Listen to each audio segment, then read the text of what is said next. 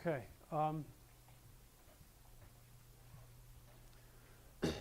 Before I build the arms on my guy here, what I would like to do, in fact, you know what? I'm missing, it appears that I'm missing my background image. I am, okay. Well, let me go ahead and get it. Yes? Did it crash? Yep. Shut it down then and reopen it. And to shut it down, you'll, no, just hold down the button in the front on the CPU. Hold it down hard until it completely shuts down. Wait about 10 seconds and then hit the button again and it will reboot it. And if you, some of you are having difficulty loading the image in the background. There is reason for that. It still doesn't like it? Okay.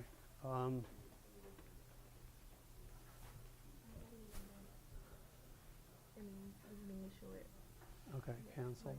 Cancel. No. You don't want to do it that way. Go to D for display. Click backdrop. Now load image.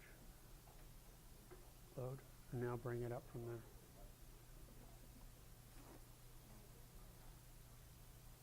There you go. That should do it. Okay. See, but you you did it top left. Go ahead and remove that. Say none, and you want bottom left.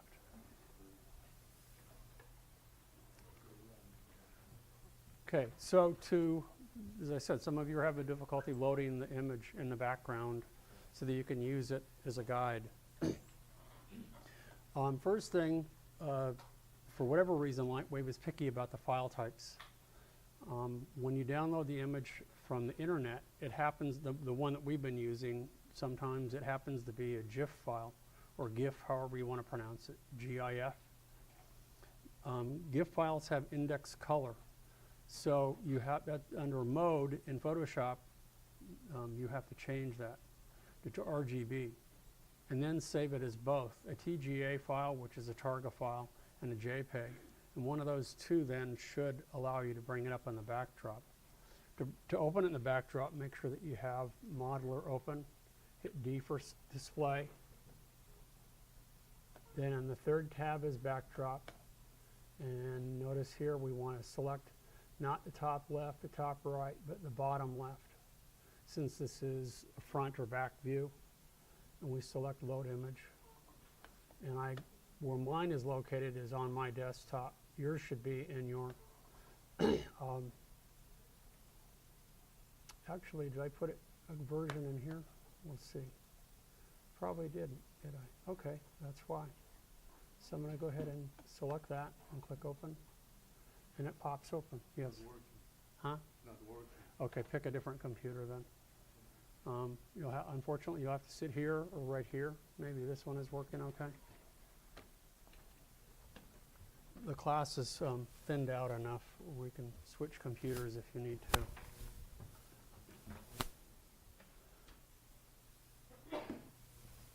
Okay, so we have our background image.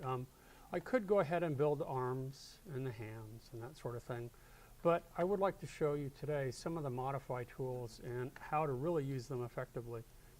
You'll notice at the bottom here, there's this bent bar underneath. In order to bend the bar, though, it really needs to match on the side here. See these little discs? So I will build those first, and then we'll go ahead and build this bar below, and then gradually build the bottom part, the body, and then the legs, and then the speaker, and then I'll come back and build the arms. We'll probably use two modify tools in order to build this. One will be the bend tool, as I mentioned, and the other one that we may use, which is found below here under transform in the modify tab, under more, it will be the pole tool. What is the pole tool? You'll find out very soon. These can be really effective tools for taking basic geometry, working with primitives, that is, and if you've added enough polygons to them that you can really distort them and control them effectively.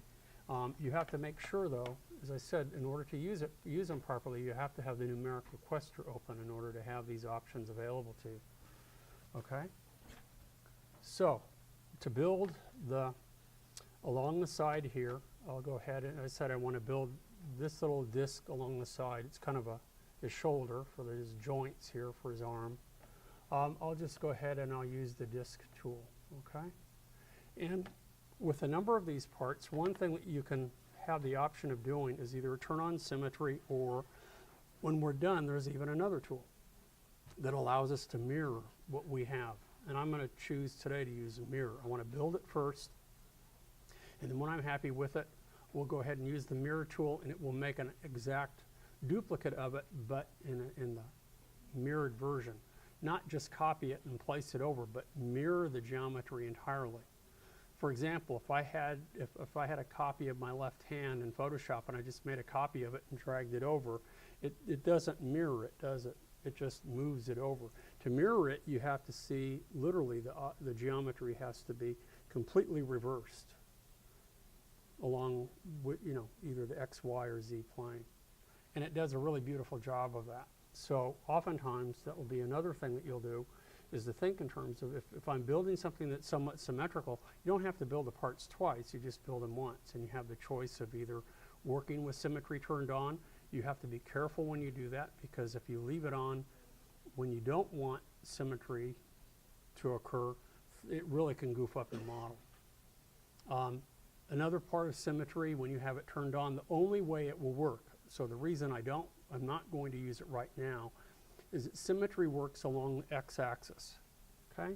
So our x-axis runs left and right here from the front or back view. And it has to be, your geometry has to be perfectly balanced.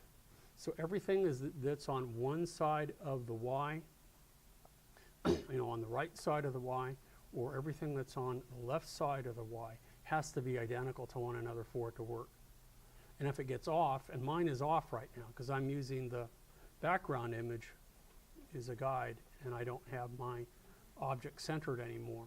Had I planned on using that tool, I would have started off and made sure that the geometry of everything was perfectly centered, so that when I manipulate on one side of the x-axis, something else its opposite can happen on the other side. Okay? So just using mirror for right now will be just fine. So what I'm going to do from the right view is select the disk tool, and we'll click and drag, and we'll make this pretty nice size here. This looks about right. And I want to make sure in my numeric requester to make sure that the Y and Z are the same, and they happen to be 50 millimeters. I can also do something else. I sort of goofed. I'm going to go ahead and click here to deselect this. I would prefer, so they don't mess up the geometry of my monitor right now, to start working on separate layers. Okay, so I just canceled that, and I'm going to select another layer and then click the bottom half of my first layer so that I have a black outline indicating that it's in the background, and I have it there for position, for scale, proportions, anything that I need. But it will leave it intact until I'm ready to cut and paste and put it on that layer. Okay? So let me go ahead back again with the disk tool, and I'll click and drag. It will make things much easier here. Nice big joint along the side here.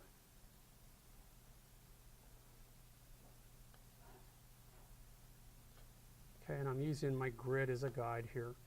Again, you'll notice that it's off a little bit, so 50 versus 55. I'll make it 50-50 again. What the heck? You can make yours whatever size works for you. And then from the back or front view, I'll pull it out a little so I have thickness. And then from the center, I'll click and I'll move it out. In fact, you can see it could actually be probably a little bit larger. So let me go ahead and move this even bigger, a little bit bigger.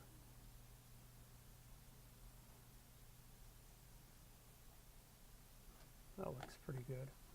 How about 60-60 instead of 50-50? And it looks like it's positioned pretty well based on my top view, based on my front and back view. Thickness looks a little bit too thick, maybe.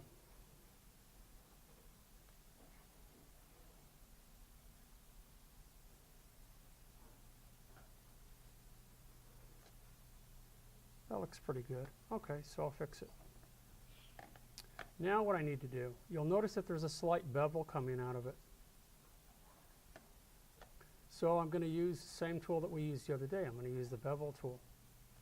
To do that, make sure that you have polygons selected. Click on the polygon, hit B for bevel, and then just click. Boom. I've added geometry. Now what I need to do is make sure under Modes, my action center is the center of the selection. In Modify, I can go ahead and I can resize it. And watch what happens when I resize. It doesn't matter really which view I use. And I move my mouse. Notice how I have a reduced size. It takes the same position really. Now I can hit T for move, and I'll pull it out. And notice how I have a nice beveled edge.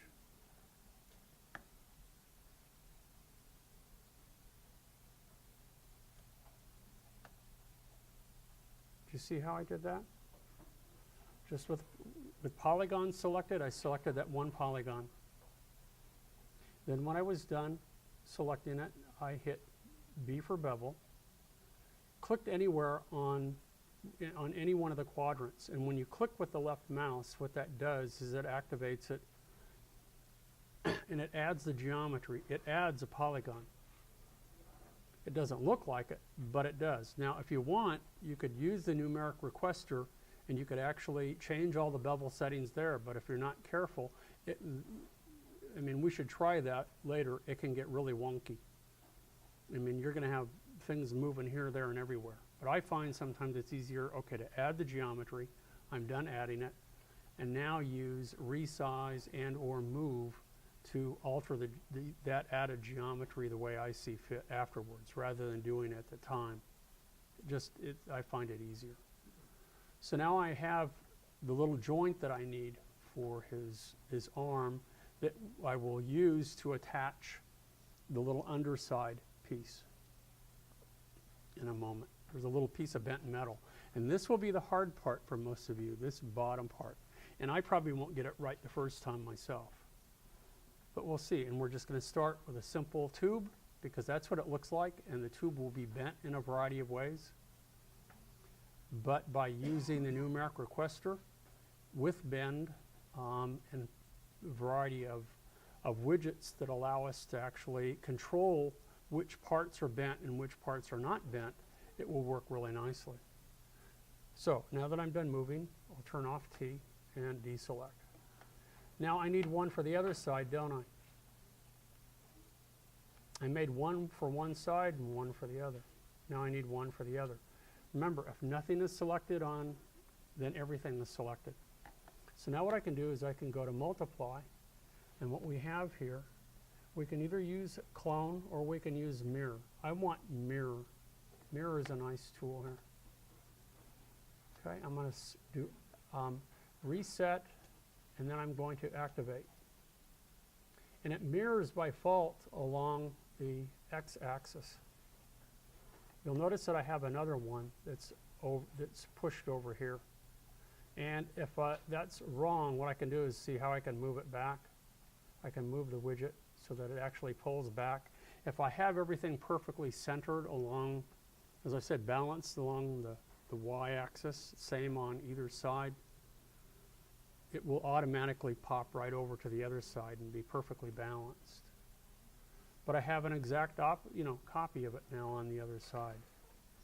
The rest of you get that as well? Did it work okay? Yes? Yeah. Let me just go ahead and turn it off and undo so that I have it again. Okay, remember part of the reason that this is working without having to select everything is because I have this part by itself on a layer. There's nothing else on here. So remember the simple rule, if nothing is selected, then everything is selected on that layer. under Multiply, select the Mirror tool. And then under Actions, select Reset. Also select Activate. And by default, it mirrors across the x-axis. And that is what it did. Notice from the top view. See how I have a copy of it over here? But notice where it mirrors from. It mirrors right along the center here, which is the y-axis. See how I'm going back and across here across the z-axis, which is true, but if you look at the back view, see where the little blue line is? This line's right up along the center of that axis, and I can click on the widget, and I can pull this back like so. So it still mirrors it, but I pulled it in a little bit so that it matches exactly what I need. Okay? When I'm done mirroring it, then you just simply turn it off, and I have an exact duplicate. So I only need to make it once. And I know that I have an exact copy on the other side. That is how a good part of modeling, especially character modeling, is done. You build half of it, you know. Now, we are not perfect mirror image. You know, have you ever seen someone take a photograph, a frontal view, do a portrait, slice it in half exactly, and then make two portraits from each of those halves, taking each of the halves and then mirroring those halves and combining them? And you look like a different person. If it looks very bizarre. We are not absolutely symmetrical, although we would like to think we are. But for modeling purposes, it works pretty well, because we are basically, you know, if you slice ourselves in half, we're basically mirror images. Okay? So now I'm ready to build the bottom part down here.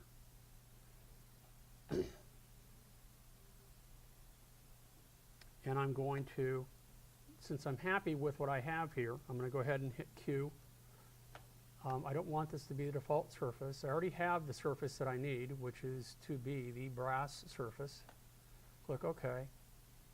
And because this is going to be permanently attached to the monitor, what I can do now is I can cut it, Command X, then go ahead and click on the first layer and hit Command V, and it puts it in place. And it should be nice and tight and clean, just where I want it to be. Now I'm ready to build. Go ahead and select layer 2 again and turn layer 1 into the background, so I can use this as a guide to build the bottom part here. The background image might get in the way just a little bit, and I may have to turn that off. Maybe it would be better if I turned it off to see what's going on here in a minute. Okay? Is everybody this far, or feels comfortable with me moving on? Yes? Huh? Yeah. Let me go ahead and select this layer. I don't have anything on this layer, but let's go ahead and put something on this layer. It doesn't matter what it is. Let me go ahead and put a ball over here first. Okay. Okay, so you can have anything. Then under Multiply, select Mirror. Under Actions, select Reset, and then Activate. And you'll notice how it creates a duplicate exactly on the opposite side along the x-axis. But it's balanced where the y, that vertical y is, or the z, where the y and the z meet. And should you need to move it over or back, or however you want to move it, you can. And this can be mirrored along any axis, or it can be a free rotation. But I choose not to do that right now.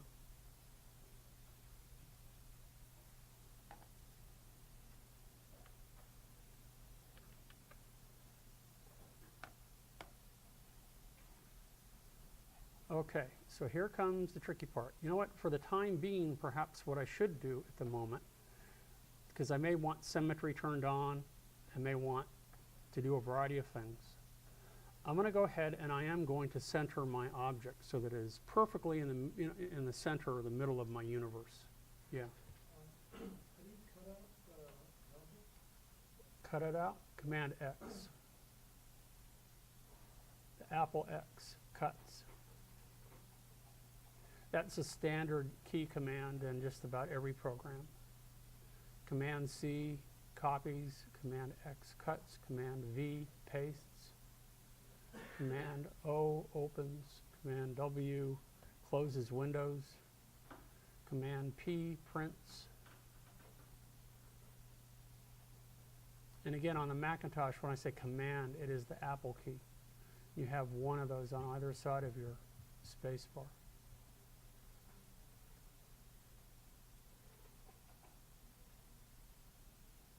Okay? So, does everybody see the part that I'm going to build? It's this part right down here. It's a little bent bar underneath. It curves around under here. You might want to just sit back and watch me. And then I'll turn off the video recorder and then you can give it a whirl. Because sometimes, you know, to get it to match and to fit and everything sometimes takes a bit of a try.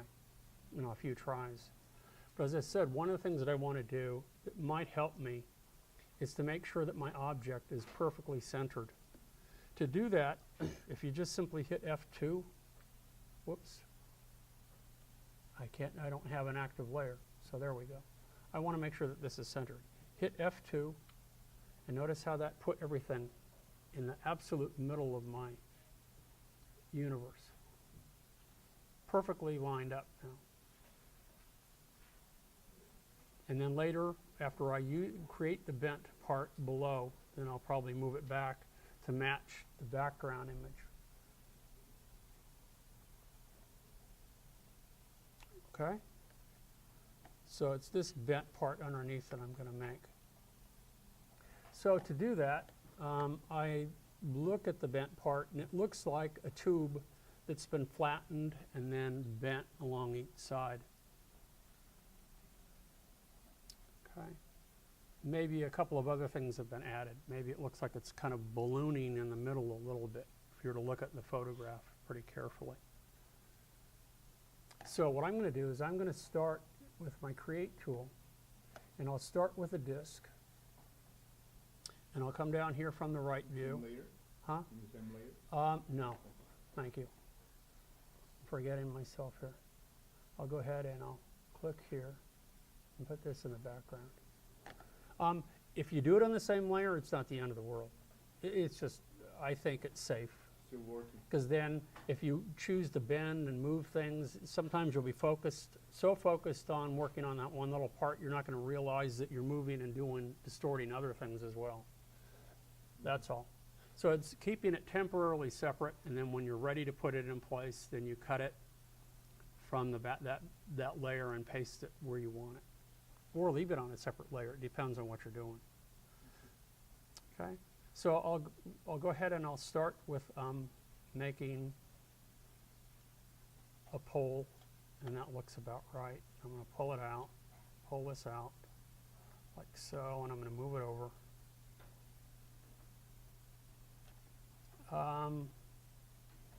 Pull this a little bit wider. You know, I don't know if these are going to be the right proportions or not.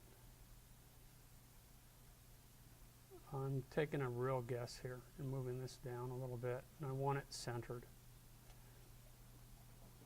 Now what I want to do, if I look at the background image a little bit, it might be helpful if I hide for a second, if I hide this, and I open up one of these images so we can look here.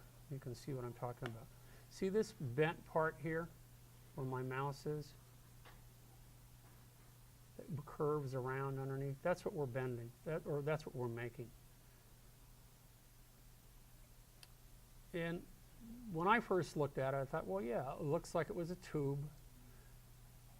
It was flattened along the sides here, and then the middle was puffed up a little bit and rounded, and then each of the ends were bent up.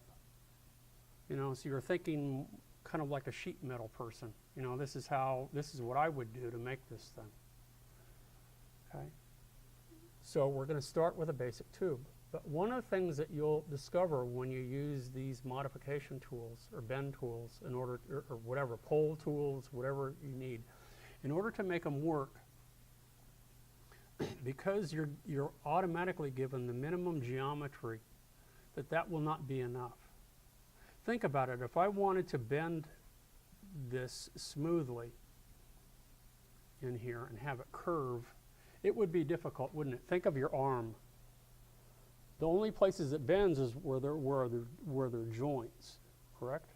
You know, I have my wrist, I have, you know, where my elbow, and I have here at my shoulder. You know, those are the only three places. If I wanted this to be curved here, it wouldn't work unless it were really broken up in little parts. So, to get similar, in a similar fashion to the way we were able to bend the monitor, I want to add geometry to this so that it creates a finer mesh which will enable me to bend it.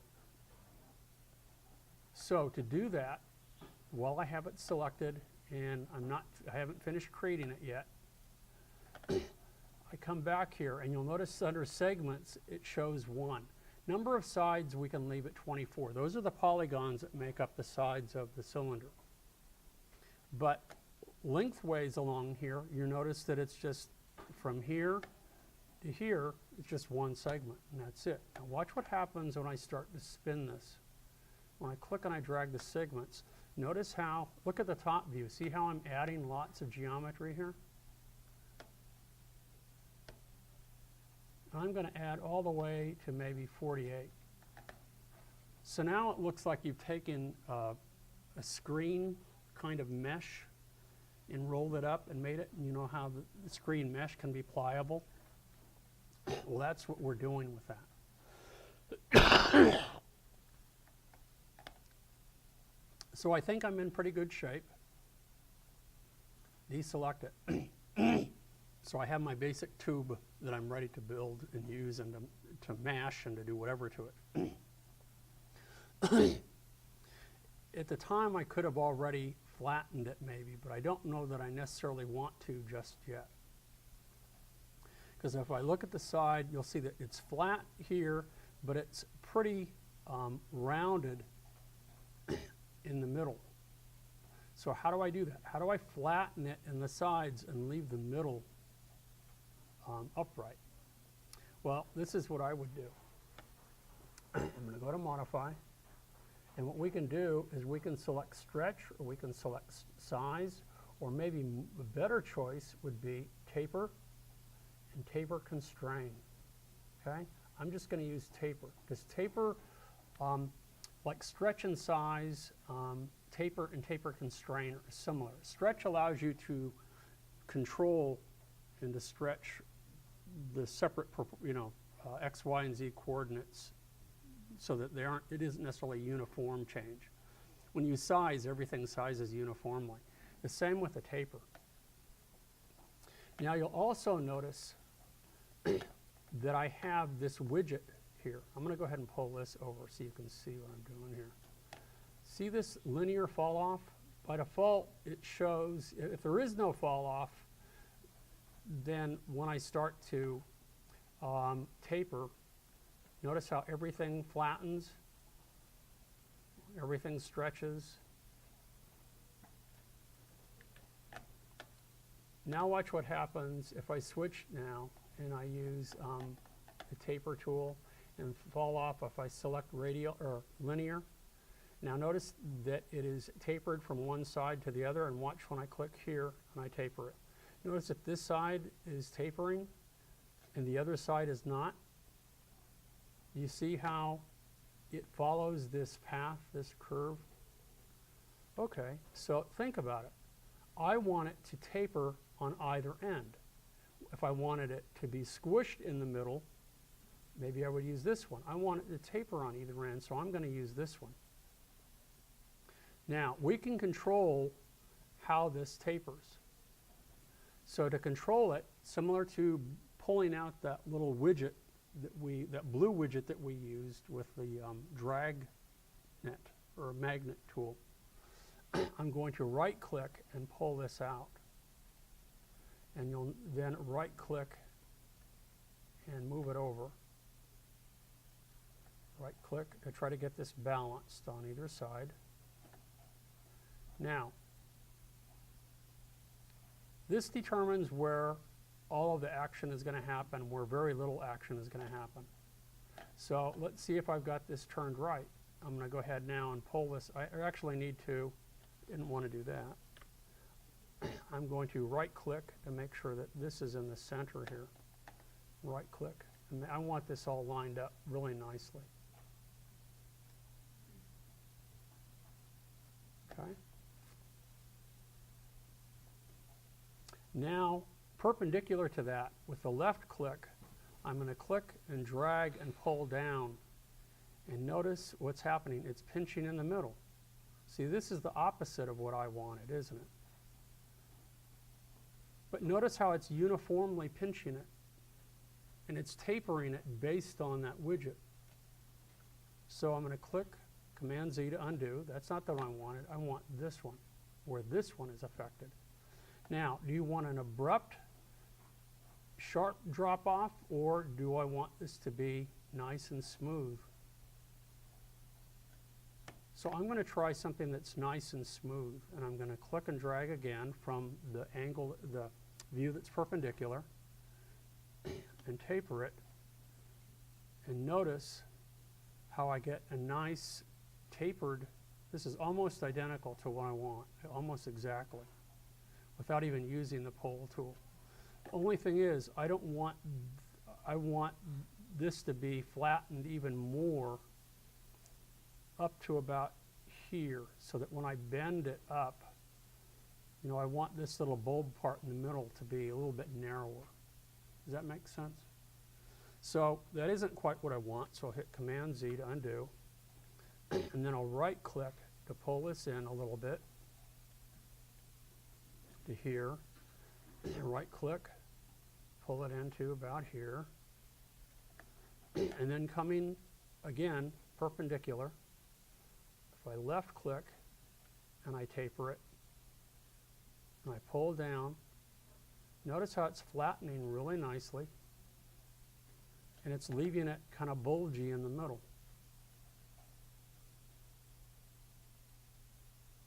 So now it's almost like you're working with metal, you know, and you have to use these tools to control and to manipulate how you're bending, how you're manipulating, how you're forming these parts. And if you take it slowly and you don't panic, and you see, wait a minute, this isn't what I had planned. You just, after you release the mouse, you stop, hit Command-Z to undo, try a different widget, or move in an opposite, you know, another direction.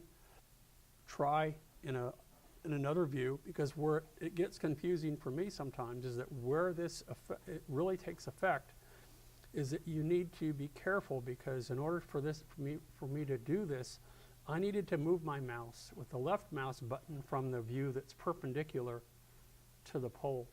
If I undid this and I did it from over here, watch what happens.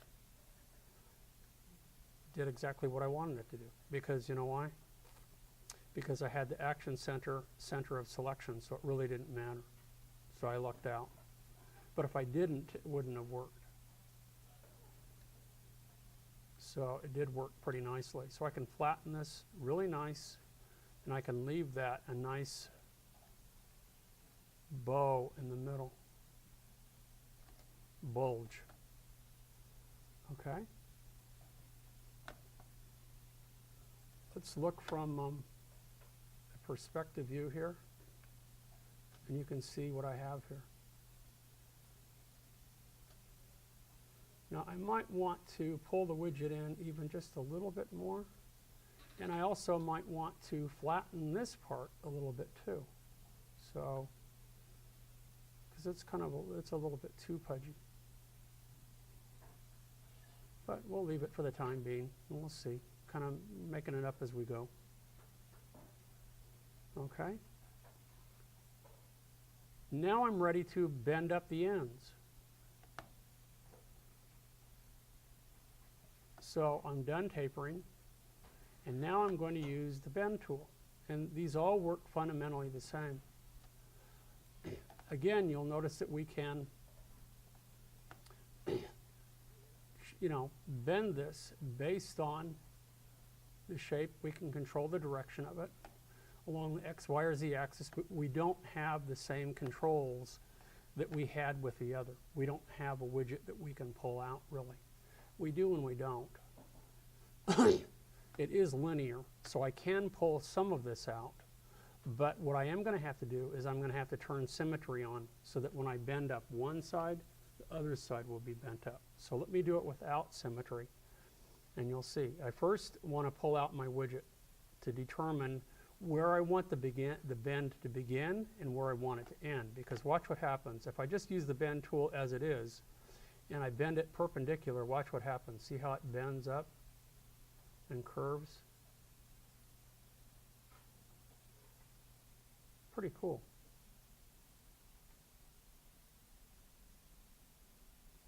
Or bend it down. See how it's bending nice and smoothly? Well, I want it just to bend around, from start to bend right here and then curve right up until it touches right into here. So what I need to do is to right click and pull out my widget. And you'll notice that at this point where it's narrow is where it will begin to bend, and where it's completely broad and wide is where it will be completely bent. That's what, this is like a weight map. And from the top view, I will right click again and kind of get this all centered, really nice. But again, if I left click in the perpendicular view and I bend it up, it's bending the way I want it pretty nicely. Could actually start bending it a little bit sooner. I'm going to leave it like this for a minute so that it is bent up. I'll undo it. I'm going to go ahead and pull this back just a little bit with the right mouse so it actually starts bending back here a little bit. Then I can left click and I bend it up. But again, notice once again, it's only bending on one side, isn't it? And that's good. I mean, I am controlling it. It wasn't bending out, just arcing out of the way. But what I want to do now is I want to turn on symmetry. So that was why I hit F2 to make sure everything that I was doing was perfectly centered. So now when I bend up from one side, now watch the other side, it will act almost like the mirror tool. I'll bend it up, see how they both bend up nicely?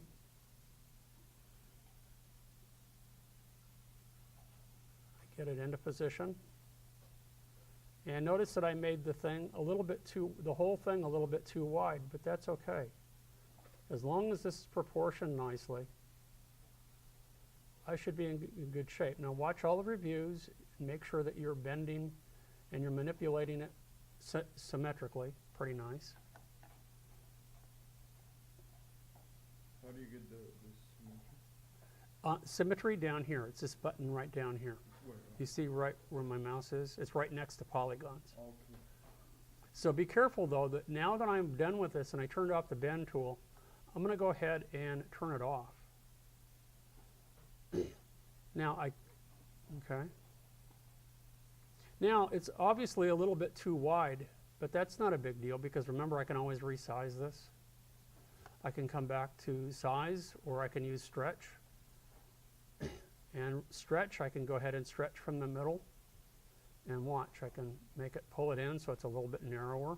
It's a little bit chunkier until it fits correctly. Voila, it fits pretty nicely.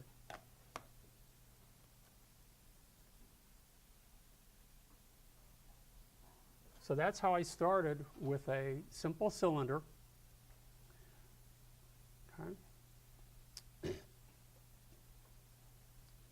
I used some of the modify tools in order to restructure it, but at the same time I use some of the the tools that they make available within the tools to control how it bent, how it flattened, you know, how it ballooned, how it did whatever. And to gain access to those, you need the numeric requester up to see which, you know, variation, which weight is available.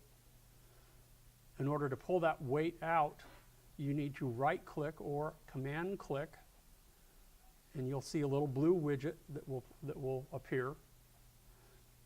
And typically, the fatter end lets you know, or the broader end, that tells you that that's where the bulk of whatever action is taking place is going to happen, and where it's narrower is where it starts.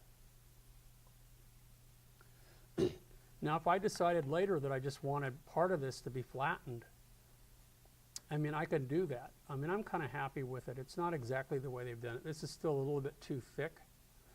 But I could use the pole tool. I could try that.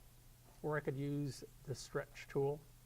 And again, to use stretch with a numeric requester, we could go ahead and we could have radial fall off, or we have linear fall off.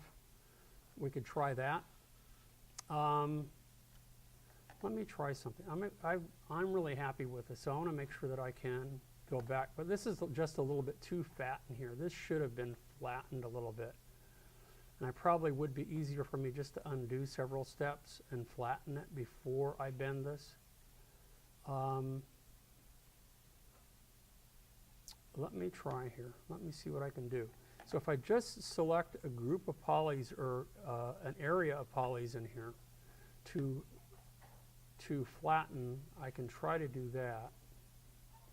So if I try stretch, let's try the stretch tool, because I don't want it tapered.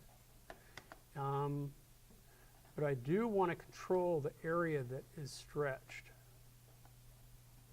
So let's bring a linear fall off. Because I don't want anything out here stretched. I only want this part here to be flattened. So maybe I still need, let's go ahead and pull this one out again. Make this nice and rounded. I want it. And I'll go ahead and click and drag along here.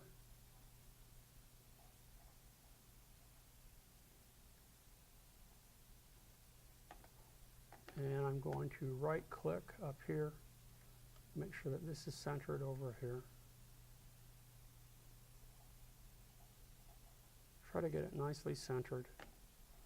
And then it doesn't really matter. I suppose from the front view, I can click and drag, and that's not what I wanted. So I undo. Let's select the opposite way. So we go ahead, and I want to make it nice and smooth again. This looks like this is right. So let me go ahead and left click again. Nope, nope, nope, nope, nope. Whoa. I do some fun things. This is worth tinkering with, though. It's amazing. You know, I mean, look what I started with. Basic geometry and how you're bending and distorting. This looks like it has a...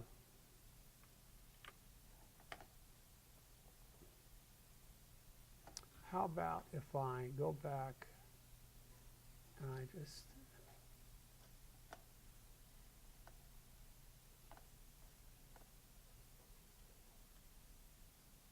See how it's pinching it when I pull it down? I mean, look at, it's amazing some of the different kinds of things you can do with this. Let me try different.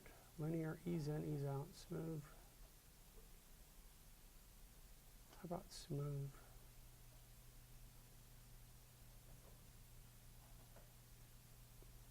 I'm going to select none. And I'm going to do it differently. I'm going to go ahead and right click. Make sure polygons are selected, and I'm going to, let me turn off stretch. Yeah, you know what, I'm going to try another one. I'm having fun here. I'm going to go ahead and try the pull evenly tool. I'm going to go ahead and curve this so it's nice and rounded. And I'm going to use the radial And I'm going to right click, pull out little radial here. Right click, pull that out. Right click, move this over like so. And now I'm going to, from the right view, going to flatten it a little bit. Am I getting the results that I want?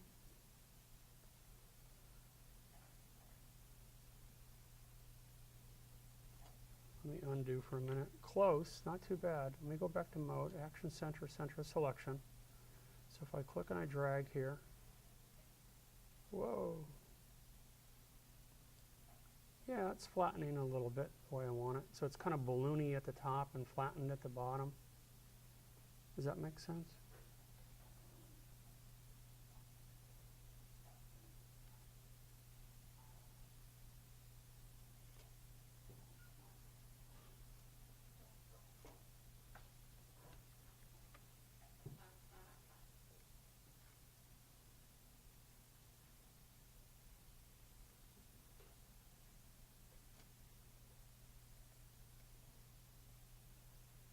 Move this up like so.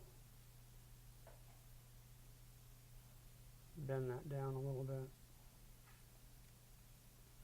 So it's a little bit flat, a little bit more flat.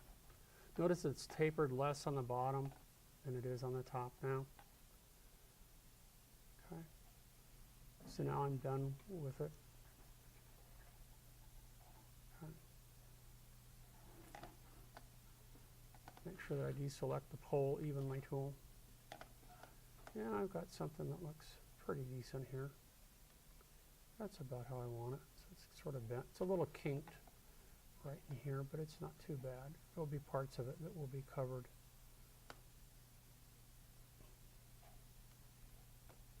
So now what I want to do is I want to make sure that I give it a surface. So I'll hit Q for, I'm going to go ahead and I'm going to make it my brass surface. And if I'm really happy with, you know, the way it looks and the placement and all, I can go ahead and put it on the other layer.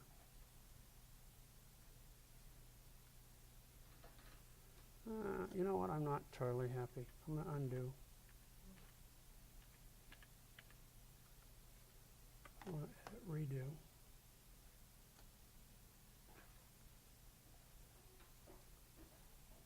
I'm going to try again. I'm going to use the pole tool.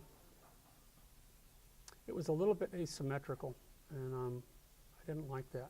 Maybe I should have done it linearly and then turn symmetry on. I mean, that would work too. So we'll go ahead and select modify, and I'm going to come down here because the pole seemed to work the way I want it. And I want to make sure that it is radial. Although I could try a linear pole tool. That would be interesting. Let's right click. Let me try this one again. Let's pull this out.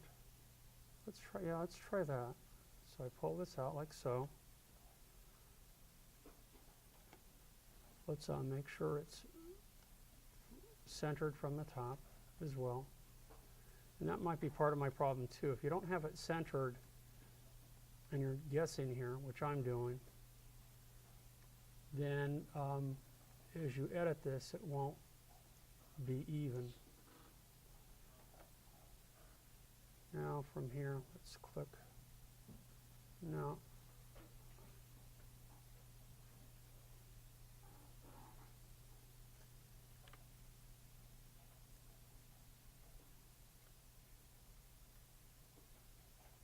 No, that's not what I want. Let's try the other direction. Let's go ahead here. Make sure it's nice and smooth.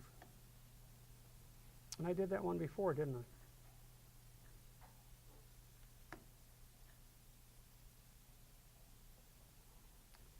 I did want to reduce the flatness down here.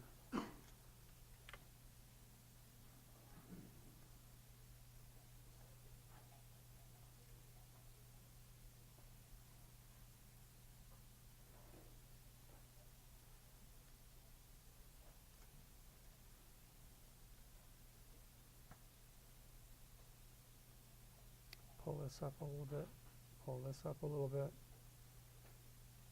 click. Whoops.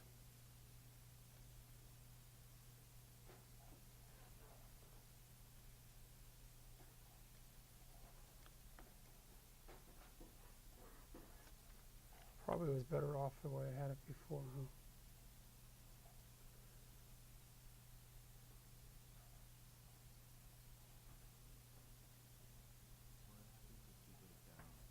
Hmm?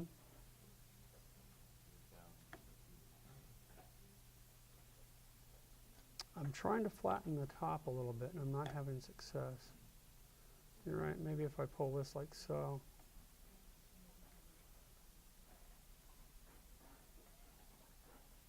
No, it wants to affect the top part. I don't understand that. Usually it's what's inside here that's affected. And that's, okay, but that's linear. That's why. Never mind.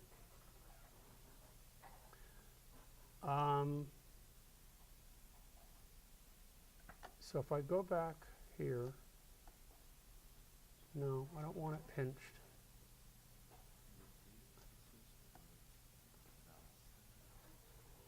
Hmm? Yeah, but I'm afraid, the reason I'm afraid of doing that is if I click here, then it gets uneven. I mean, yeah, that is sort of working. Let's see how it's uneven. You know what, I'm going to switch back to radial. That seemed to work pretty well. So if I right click, pull out an area like so. Right click, pull out an area. Right click to move it in place. Now I can, pull down.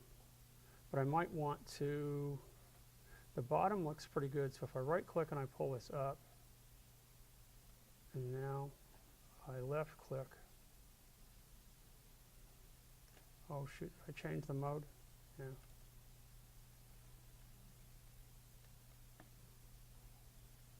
Put it down a little bit. That's a little better. Just so it's not quite so balloony. It flattens it out a little bit. It's close enough. Okay.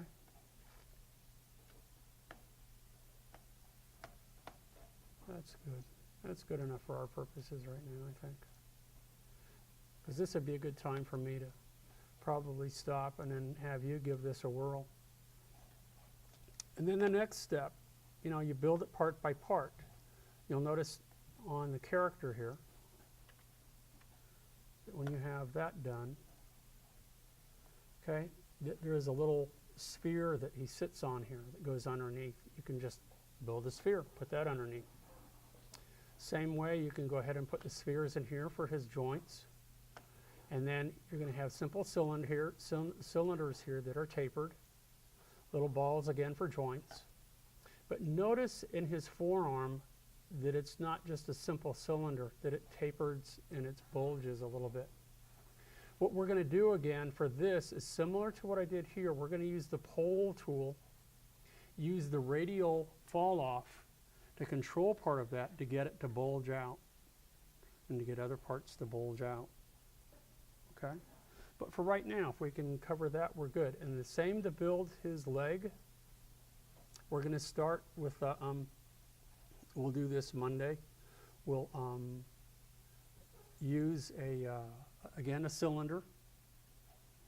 And we'll use the bend tool and along with the linear, fall off to control the bends in certain ways. And then we can also control parts of that, how it flares out.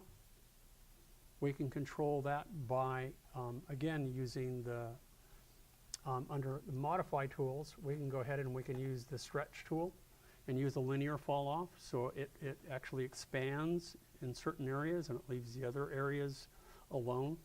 So you're, gradually, slowly, manipulating, bending, stretching, pulling until you get it to work. In order for this to work smoothly, though, you need to add that additional geometry that I added. That is really critical at the onset. If you don't, none of this will work. How do I know how much to add? It's guesswork. It looks like an even number, a nice tight mesh. And it seems to look, you know, notice that my thing here is fatter than theirs, that they flattened that much more. It's close enough right now. It's not too bad. It will work fine for us. I can go back and it would probably be easier for me to go back and just make a whole new pipe, flatten the whole thing, and not make it as bulbous down here. But that's okay. Okay, so I'll turn off the video recorder and hopefully have that up for you by tomorrow. And then you guys continue and try, you know, tinkering with these modification tools and using with the numeric requester up and using the fall off widgets to control how you bend, how you distort, how you twist, how you turn, because there's all kinds of fun things that you can do. For example, let me show you just quickly. I'm going to go ahead and select a brand new layer here.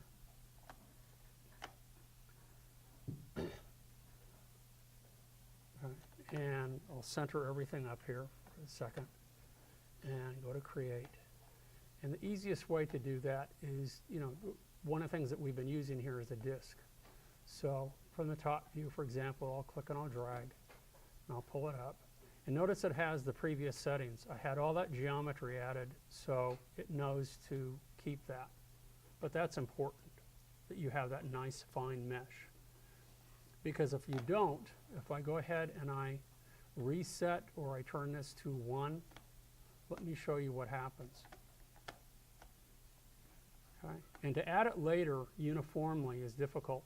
So now if I go back to modify and I select bend, bend here, and remember I was working for a while here from the perpendicular view, and just leave it the linear fall off. Watch what happens when I bend.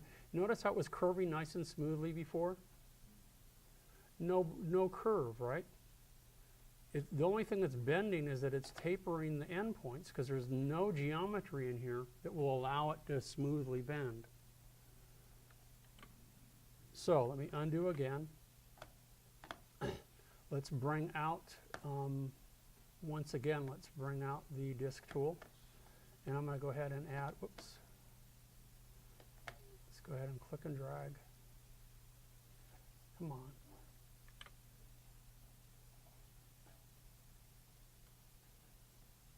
And let's give it some height. Let's add some additional segments here. That's where that comes from. And you can see how as I move the mouse to the right, how it's adding those segments. And for me, you know, 48 looks like a nice tight mesh. I deselect, so now I have my cylinder. Now watch what happens when I select the bend tool again. Same thing, linear fall off. I'm not doing anything more. I'm clicking on the top from the perpendicular view. And now notice how it bends nice and smooth and curves as I move my mouse to the right. A nice, smooth, curvy arc. And that's all because I had added that geometry. Now, if I wanted to bend it only part way, if I only want part of it bent and I wanted the other part to remain straight, then what you do, even with a linear fall off, you right click or command click to pull out the little fall off widget, which is basically like a weight map. And that, not basically, that is really what we're doing here. We're controlling how much, what point it starts to bend and where it completely bends at the end. It starts to bend where it's narrow. It fully bends at the very end. So now it wouldn't really matter if I do it from here. Well, it does matter. See, this is what I was telling you. It gets kind of wonky. See how it's not bending nicely? I'm having a hard time controlling it. It is working, but I would be better off if I put my mouse in the view that's perpendicular to the part, you know, the end. And now when I bend it, notice how it curves really nicely. So I get that kind of nice arcing curve like a candy cane kind of thing, because it only bends from that point. Does that make sense? Similarly, we can switch and let's use again, the pole tool again, which is really pretty cool. We can use pull evenly. And again, I can right click and pull out. Well, this is radial. That's okay. And right click to move it in position. So it will affect just these points in here. And now when I pull perpendicular, see how it balloons it? Or I can make it really narrow and pinch it. You know, so it's like you're working with glass or plastic or metals, and you're carefully forming this basic shape. And that's really, for the most of Reboot, I think what works really well. You start with your primitives, you add some geometry, so that gives you a pliable mesh, and use your modify tools to, you know, bend, twist, distort, all kinds of things that you can do. So, and one other thing, the twist tool. Try some of these. I encourage you to try these. Let me turn off pull evenly, and let's cut this. I'm going to come back and use the box and click and drag like so. And you'll see that these can you can do just some really, really nice things, starting with basic geometry. Now notice that when you start with a box, when you begin to add segments, now you can add them along the X, Y, and Z. So now you'll notice here, if I maybe add a total of 8 along the X, 8 along the Z, that's the top ways. You know, you can see how I'm looking here. But now vertically, I need to add a whole bunch. So along the Y, I'll probably go up to maybe 48 again. Okay, so I have a box made of a nice tight mesh. And now we go to modify, and we select this time twist. And again, you have a linear fall off.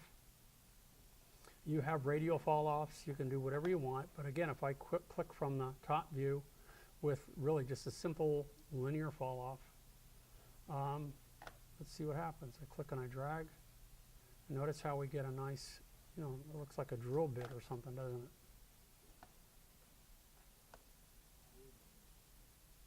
Okay. So, Sarah, you know, when you were thinking about building, you know, a piece of yours, that might be one way to do it too. You know, for the decorative part. One of the things you need to watch out for, though, look at with polygon selected non-planars. Look at how many I have. Woohoo! So when you're done, you do need to select them. Hit Shift T to triangulate, and that will fix it, because I'm really stretching those 4 points and torquing them way beyond what they need to be. Because you start with a square and you start to move points around, and it twists, and then they become non-planars very easily. But you need those, or maybe I could have switched the whole thing to tripled it from the very beginning and made it, a very. Right now, how can you do it?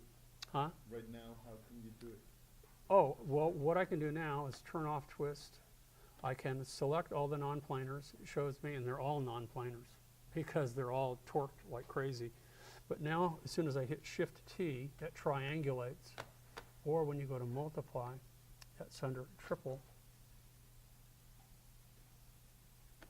And now you'll notice I have no non-planars because it turned all those 4-pointed polys into 3. And later when we get to organic modeling, there's a really good video that I have, a guy that builds this sandworm kind of thing. And he shows you, and for modeling, to get nice kind of a smooth movement even when you have joints and characters and stuff, that you'll want to triple everything when you're done, so you have a nice clean mesh so that it renders properly and you don't get these little glitches when you're done. Okay? So that's enough for today. I mean, it's one little thing to add. So if